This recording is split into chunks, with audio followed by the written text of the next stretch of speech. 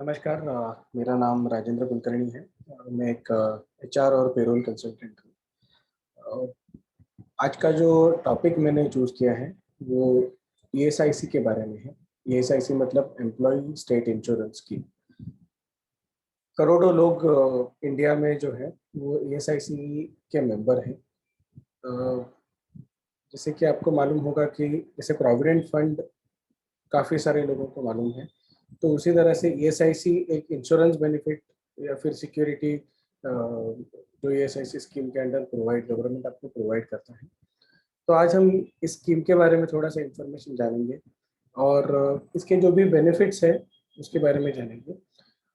काफ़ी सारे कोविड के बेनिफिट्स है, काफ़ी सारे अनएम्प्लॉयमेंट बेनिफिट्स है, वो भी आपको ईएसआईसी के अंडर मिलते हैं। और अनफॉर्चुनेटली मोर देन 70 या 80% लोगों को ये बेनिफिट्स मालूम ही नहीं है।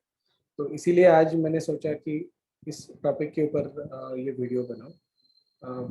चलिए शुरू करते हैं। मैं अपना स्क्रीन शेयर करता हूं और आपको ये प्रेजेंटेशन के थ्रू ये पूरा इंफॉर्मेशन शेयर करता हूं। तो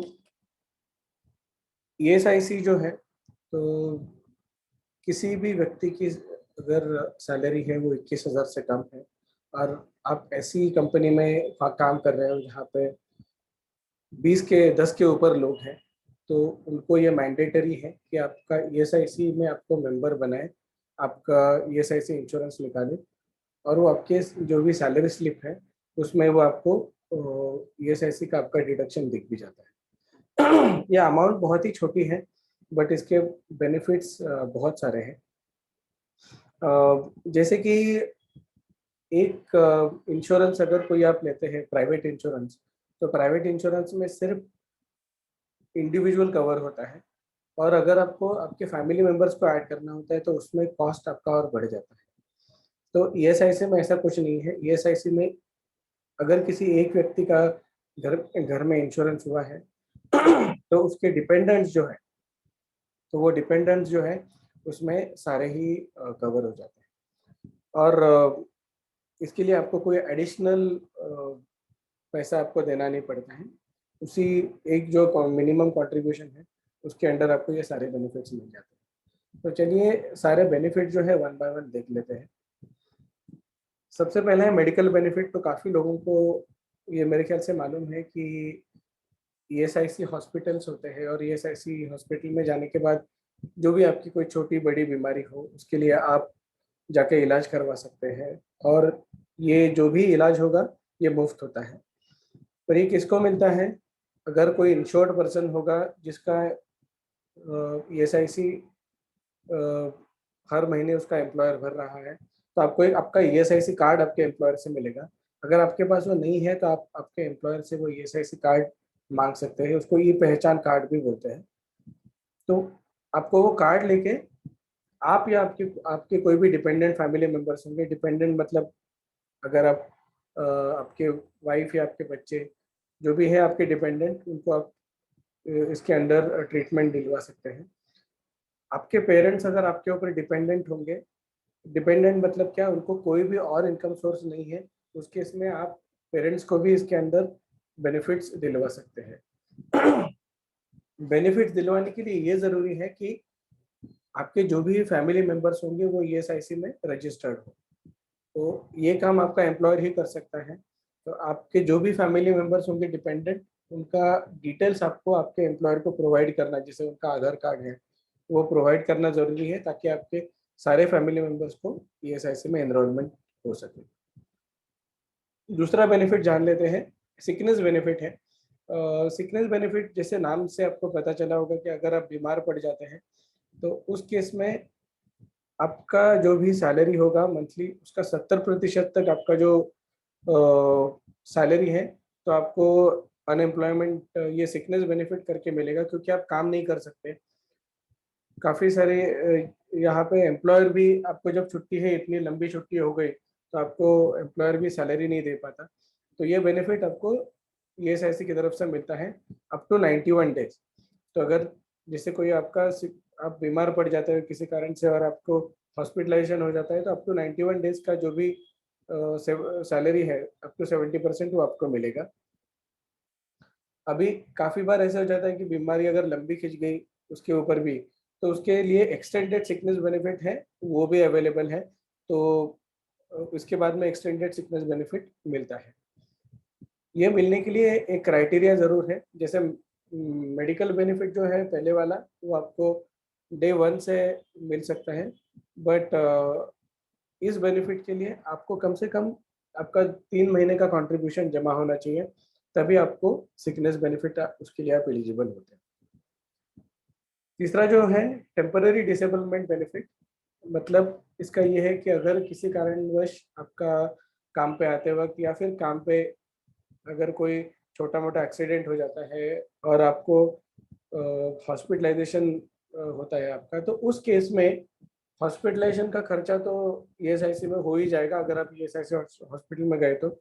उसके ऊपर आपका जो भी सैलरी है अप टू 90%, 90% तक आपका जो सैलरी है वो आपको ईएसआईसी की तरफ से टेम्पररी डिसेबलमेंट बेनिफिट करके मिलेगा। इसी का जो आगे का ये है कि परमानेंट डिसेबलमेंट बेनिफिट, अगर अनफॉर्चुनेटली हमारे मतलब जो वर्किंग कंडीशंस है, काफ़ी छोटी छोटी फैक्ट्रीज में अगर अनसेफ वर्किंग कंडीशंस होती है, और मैन्युफैक्चरिंग सेक्टर बहुत बड़ा है इंडिया में, और अगर कोई वर्क रिलेटेड इंजरी हो जाती है किसी का, अगर कोई परमानेंट लिम्ब लॉस होता है जैसे हाथ या पैर का कटना, या कोई मेजर डिसेबलमेंट हो गया जिसकी वजह से वो एम्प्लॉई उसके आगे काम ही नहीं कर सकता, तो ईएसआईसी की तरफ से अगर आप ईएसआईसी के मेंबर हैं तो परमानेंट डिसेबलमेंट बेनिफिट, मतलब आपको एक तरह से एक लाइफ टाइम पेंशन जो है वो ईएसआईसी की तरफ से मिलेगी। इसका कंडीशन इतना ही ज़रूरी है कि ये वर्क रिलेटेड इंजरी होनी चाहिए। अगर ऐसे है कि आपको कोई किसी और जगह पे कोई इंजरी होती है तो वो नहीं, अगर वर्क रिलेटेड इंजरी है काम की जगह पे जाते वक्त या फिर काम पे कुछ हो गया, तभी आपको इसका बेनिफिट मिलेगा। आगे का जो है डिपेंडेंट बेनिफिट, अगर किसी कारणवश जो भी ईएसआईसी रजिस्टर्ड इंश्योर्ड पर्सन है उनकी अगर डेथ हो जाती है तो उस केस में उनके जो भी फैमिली मेंबर्स हैं, उनकी वाइफ है, उनके पेरेंट्स हैं, उनके चिल्ड्रन है, उनको लाइफ टाइम पेंशन ऑफर की जाती है। 90% तक ये उनकी जो भी सैलरी होगी उसकी वो पेंशन उनको मिल सकती है। ये पेंशन जो है सारी किसी एक व्यक्ति को नहीं मिलती, बट ये पेंशन डिवाइड होके मिलती है, जैसे कि कुछ प्रतिशत उनके वाइफ को मिलेगी, कुछ कुछ प्रतिशत उनके पेरेंट्स को मिलेगी, माँ बाप को मिलेगी, और कुछ प्रतिशत उनके बच्चों को मिलेगी। तो इस तरह से डिवाइड होके ये बेनिफिट मिलती है। अगर किसी व्यक्ति का ऑन द जॉब काम करते वक्त अगर काम पे डेथ हो जाता है तो डिपेंडेंट बेनिफिट ये मिल सकता है। मैटरनिटी बेनिफिट है, अगर कोई महिला कर्मचारी अगर जिनको बच्चा होने वाला है, या फिर कोई वर्कर है जिनकी वाइफ अगर एक्सपेक्टिंग है, तो उस केस में उनको मैटरनिटी बेनिफिट मिलता है। इसका मतलब क्या है कि 26 वीक्स जो महिला कर्मचारी है उनको कंपलसरी, ये एक गवर्नमेंट का लॉ है कि आपको 26 हफ्ते की छुट्टी मिलना मैंडेटरी है। और ये जो छुट्टी है, इस छुट्टी के दौरान आपकी जो भी तनख्वाह होगी उस महिला मेंबर की, वो ईएसआईसी बेयर करेगी। ईएसआईसी उस 26 वीक्स की सैलरी उनको देगी। इसके लिए एक ही इम्पॉर्टेंट कंडीशन है कि उस कंपनी में आप कम से कम 70 दिन से होने चाहिए, तभी आपको ये बेनिफिट ईएसआईसी की तरफ से मिलेगा।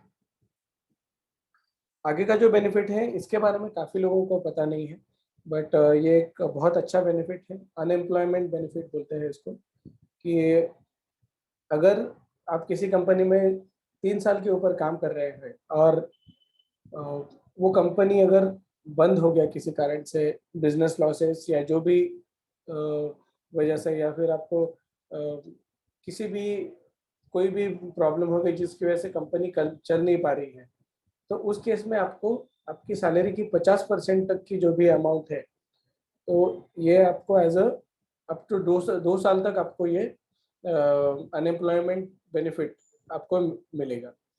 उसके ऊपर ईएसआईसी की तरफ से अगर फैमिली में कोई भी बीमार है या फिर किसी को मेडिकल ट्रीटमेंट की ज़रूरत है, तो वो भी आप ईएसआईसी हॉस्पिटल से वो बेनिफिट ले सकते हैं।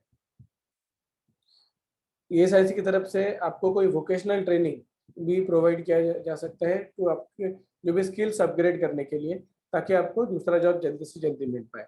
ये अनएम्प्लॉयमेंट बेनिफिट तभी तक रहेगा जब तक आप अनएम्प्लॉयड है, ये कंपनी बंद होने के बाद में। अगर आप कहीं पे ज्वाइन हो जाते हैं, उसके बाद में आपको इन्फॉर्म करना है और ये बेनिफिट आपका जो है वो बंद हो जाएगा। जैसे पहले मैंने बताया था कि अगर किसी इंश्योर्ड व्यक्ति की अगर ईएसआईसी के अंडर डेथ हो जाती है, तो जो भी फ्यूनरल एक्सपेंसेस है, जो अंत्यविधि के जो भी खर्चे हैं, तो 15,000 रुपये तक की रकम आपको ईएसआईसी की तरफ से इसके लिए उनके फैमिली मेम्बर्स को मिल सकती है फ्यूनरल एक्सपेंसेस के लिए। ये और एक अच्छा बेनिफिट है रिटायर्ड इंश्योर्ड पर्सन। मतलब क्या है कि अगर किसी एम्प्लॉय ने 5 साल तक किसी कंपनी में सर्विस किया है और वो ईएसआईसी के मेंबर रहे हैं, तो रिटायर हो, ऐसा नहीं है कि रिटायरमेंट के बाद में वो बेनिफिट उनको मिलना बंद हो जाएगा। उनको मात्र 120 रुपये साल के देने पड़ते हैं, और वो देने के बाद में उनको और उनकी वाइफ को जो ईएसआईसी के मेडिकल बेनिफिट्स हैं वो कंटिन्यूड रहते हैं। जो भी बेनिफिट्स उनको पहले मिल रहे थे, जैसे हॉस्पिटलाइजेशन है या फिर कोई मेडिकल ट्रीटमेंट का खर्चा है, तो वो सारा आपको मात्र 120 रुपये पर ईयर देने से आपको ये सारे बेनिफिट्स जो रिटायर्ड पर्सन है उनको भी मिल सकते हैं।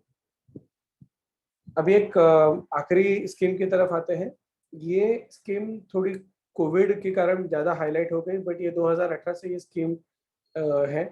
तो जैसे आपको मालूम है कि काफ़ी अनसर्टन एनवायरनमेंट है और काफ़ी सारे कंपनी जो है वो बंद हो रहे हैं। उसकी वजह से अगर किसी या फिर कंपनी एम्प्लॉय को रख नहीं पाती है क्योंकि काम कम हो गया है, तो अगर ये कोविड के दौरान अगर किसी ने अपना जॉब लॉस किया है, तो आप ईएसआईसी के पोर्टल के थ्रू ऑनलाइन या फिर आप ईएसआईसी ऑफिस में विजिट करके ये बेनिफिट क्लेम कर सकते हैं। इसमें आपको 3 महीने तक की जो आपकी जो सैलरी है, up to 50% of the wages, मतलब आपका 50% ऑफ 3 मंथ सैलरी आपको इसमें एज अ अनएम्प्लॉयमेंट बेनिफिट मिल सकता है। ये बेनिफिट आपको अनएम्प्लॉयड होने के 1 महीने बाद में मिलेगा। जैसे आप अनएम्प्लॉयड हो गए दिसंबर में, तो जनवरी के बाद में आपको ये अनएम्प्लॉयमेंट बेनिफिट आप ईएसआईसी से क्लेम कर सकते हो। ये अनएम्प्लॉयमेंट बेनिफिट लाइफ में आप सिर्फ एक बार ही क्लेम कर सकते हैं। तो ढेर सारी ये स्कीम्स है।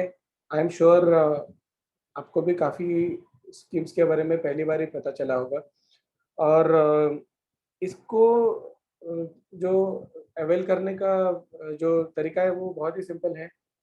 अभी आपको मालूम है कि हर एक काफ़ी सारे जो सिटीज़ हैं वहाँ पे आपको ईएसआईसी हॉस्पिटल्स मिल जाएंगे। आप गूगल करेंगे तो आपको आपके नियर बाय ईएसआईसी हॉस्पिटल का पता चल जाएगा। तो आपको अगर कहीं लगता है कि इसमें से कोई भी बेनिफिट के लिए आप एलिजिबल हैं, तो आप ईएसआईसी हॉस्पिटल में जा सकते हैं और इंक्वायर कर सकते हैं। आपको वो बेनिफिट ज़रूर मिलेगा।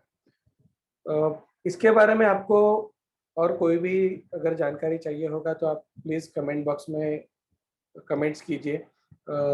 आई विल बी हैप्पी, मैं खुश रहूँगा अगर आपको मैं कुछ और जानकारी इसके ऊपर दे पाऊँ। आपको ये वीडियो कैसा लगा उसके बारे में भी प्लीज़ मुझे अपना फीडबैक दीजिए। और किसी और एचआर या फिर पेरोल रिलेटेड टॉपिक है, सैलरी रिलेटेड कोई टॉपिक है जिस पे आपको इंफॉर्मेशन चाहिए, तो आप उसको भी सब्जेक्ट में कमेंट कीजिए। मैं ज़रूर कोशिश करूँगा कि उस टॉपिक के ऊपर भी कुछ कंटेंट बना के आपको शेयर कर सकूँ। बहुत धन्यवाद। Thank you.